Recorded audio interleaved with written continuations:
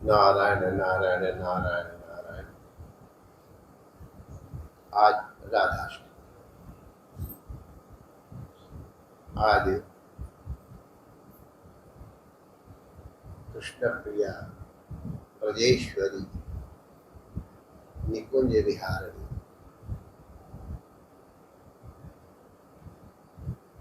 कृपा वरदायिनी अनुग्रह प्रदायिनी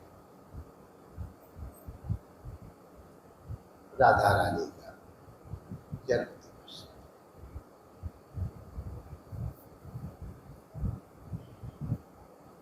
प्रायः हमारे यहाँ माताएं प्रसव के लिए अपने मायके चली जाती,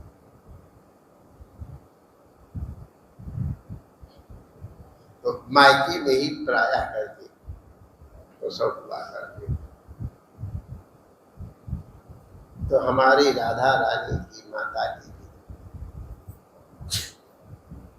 वो भी अपने मायके में आई थी और यही जिनके अभी 12 बजे उनका जन्म हुआ था। दिव्य वर्णन है उनके जन्म के समय की, कैसे प्रकृति निर्मल हो गई, वायु निर्मल हो गया, अग्नि प्रदीप्त हो गई, सरिताएं प्रवाहमान हो गई,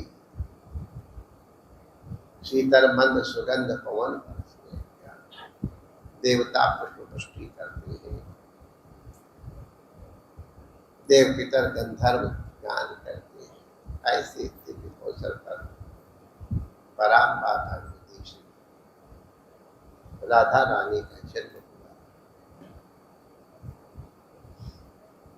भगवान के जन्म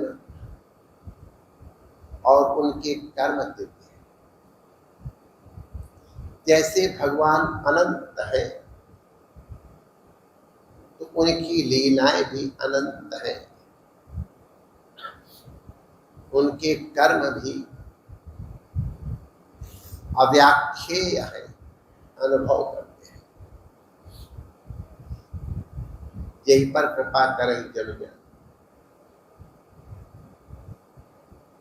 तो भगवती राधा रानी के जन्म के विषय में अनेक कथाएं हैं और आप संदेह न करें, वो सबकी सब कथाएं प्रामाणिक है। तो प्रातः काल प्राकट्य मानते हैं तो दोपहर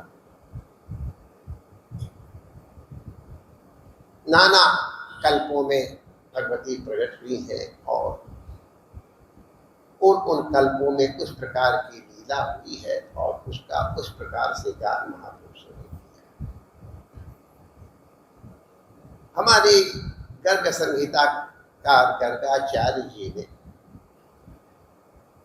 राधा रानी जी के प्राकट्य की लीला और भूमिका का एक विशेष रूप से वर्णन किया है। आपको स्मरण करा दे, गर्गाचार्य जी भगवान श्री कृष्ण के यादवों के कुलगुरु और इसीलिए भगवान के नामकरण संस्कार के लिए वसुदेव जी ने उन्हें भेजा था। यज्ञोपवीत संस्कार आज भी गर्गाचार्य जी ने किए। उनकी लीलाओं के निकट के दर्शक हैं। तो ऐसे अनुभवी भगवान श्री कृष्ण की लीलाओं के अपरोक्ष अनुभव करता श्री गर्गाचार्य जी जब बहुलाश्व, राजा जनक बहुलाश्व उनका नाम था, बहुलाश्व के यहाँ पहुंचे तो उन्होंने सत्संग करने की दृष्टि से श्री गर्गाचार्य जी से भगवान की लीलाओं के गान करने का निवेदन किया। उनका महाराज व्यास जी ने तो विशाल रूप से उसका वर्णन किया, लेकिन भगवान की बहुत सी लीलाएं जो इतर से प्रमाणित होती है वो उन्होंने इस तरह से स्पष्ट नहीं की है, क्योंकि जितना समय था 7 दिन का समय था और जितना आवश्यक था तो स्वल्पम अप्यसित धर्म से त्रायते महतो भयात्, इसलिए जो भगवान की लीलाएं उन्होंने परीक्षित के लिए योग्य समझे उनका ध्यान किया। तो अवशिष्ट कथाएं हम आपके मुख से सुनना चाहते हैं, वो भी आप कहिए जो जगह वर्णित है, और कुछ ऐसी भी लीलाएं सुनाइए जो वर्णित नहीं। आपको स्मरण करा दे जनक राजाओं की परंपरा योगियों की और ज्ञानियों की परंपरा है। वो राजयोगी है, वो विदेह है, शरीर में रहते हुए अपने आत्मस्वरूप को जान लेने के कारण उन्हें विदेह कहा जाता है। समस्त क्रियाकलाप करते हुए भी अपने आप को देह और इंद्रियों से अतीत मानते हुए को विदेह कहा जाता है। और इनका वर्णन उपनिषदों में भी आया है, गीता में भी आया, अन्यत्र भी आया है। महर्षया जनकादया,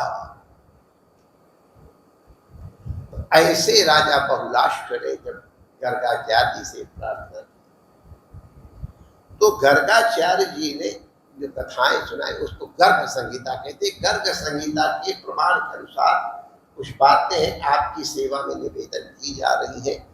सामान्य लोगों से परिचित रहे, इसलिए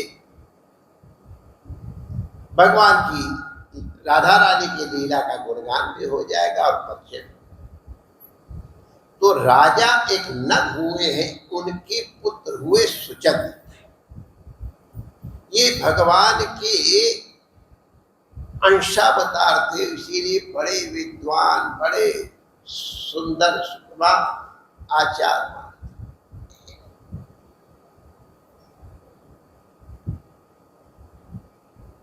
अर्यमा आदि पितरों ने संकल्प मात्र से, पितर तो संभव नहीं था, संकल्प मात्र से 3 कन्याओं का सृजन किया, जन्म दिया। एक का नाम है कलावती, दूसरी का नाम है रत्नमाला और तीसरी का नाम मेघता है।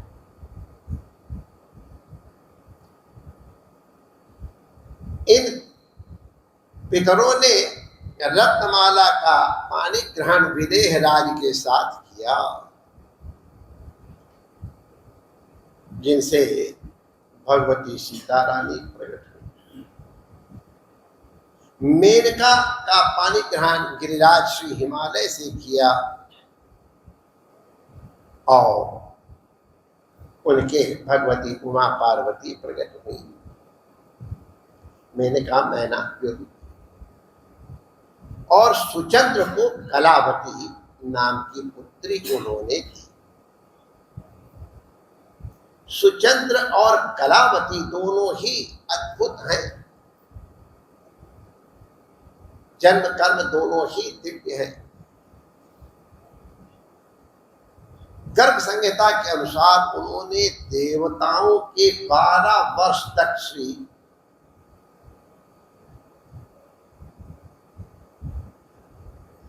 पवित्र नदी के गोमती के तट पे वन में तपस्या की। देवताओं के 12 वर्ष माने अब आप गणित लगा लीजिए, देवताओं के एक दिन में हमारा 1 वर्ष होता है, 6 महीने का दिन, 6 महीने की रात्रि। तो इस दृष्टि से दिव्य 12 वर्षों तक देवताओं के सुचंद्र और कलावती ने साथ मिलकर तपस्या की, और उनकी तपस्या से श्री ब्रह्मा जी प्रसन्न हुए। उन्होंने वरदान दिया कि तुमको भगवान की दिव्य महिमा, भगवान की दिव्य कला, भगवान की दिव्य ज्योति, भगवान की दिव्य अभिन्न शक्ति के जनक होने का सौभाग्य मिलेगा। द्वापर के अंत में आपका जन्म गंगा और यमुना, ये 2 आब कहते हैं, 2 आबमान नदियां, उनके मध्य में होगा, और तब आपके यहाँ भगवती राधा रानी का प्राकट्य होगा। आप चलो हमारे साथ और दिव्य लोकों में अपना कालक्षेप करो, समय आने पर आपका जन्म होगा। और फिर कानिकुब्ज राजा फलंद के यहाँ यज्ञ कुंड से यज्ञ अग्नि से भगवती कलावती का जन्म हुआ, प्राकट्य हुआ, और उनको अपने पूर्व जन्म की समस्त स्मृतियां थी। और श्रभानु के यहाँ सुचंद्र का जन्म हुआ और उनका नाम वृषभानु रखा गया। दोनों ही दिव्य हैं। नंद बाबा ने उन दोनों का पानी ग्रहण कराया और उन दोनों के पानी ग्रहण के अनंतर उन्हीं के माध्यम से भगवती अपनी दिव्य कला के साथ प्रकट हुई। अपने यही रमोरेती से थोड़ी दूर में रावल गांव है, वहां बड़ा दिव्य वर्णन आया है किस किस प्रकार से उनका प्राकट हुआ। हम तो केवल आपको उनके पूर्व इतिहास का वर्णन कर रहे थे। भगवती राधा रानी प्रकट हुई और 2 लाख गायों का दान किया वृषभानु जी ने, और दिव्य उत्सव मनाया गया, बधाइयां गाई गई और राधा रानी के प्राकट्य का महोत्सव मनाया गया। आज श्री रमणीति में भी विधिवत भगवती का अभिषेक हुआ, पंचामृत अभिषेक, और रावण में भी अभिषेक हुआ, और वहाँ श्रृंगार आरती में भगवती ने हमको बुलाया। आज इस दिव्य अवसर पर हम अत्यंत प्रसन्नता पूर्वक यहाँ विराजमान संतों और आप सबको तथा विज्ञान के माध्यम से हमारे निकट बैठे हुए आप लोगों को राधा रानी के जन्म दिवस की बहुत बहुत बधाइयाँ, मंगल कामनाएं अर्पित करते हैं।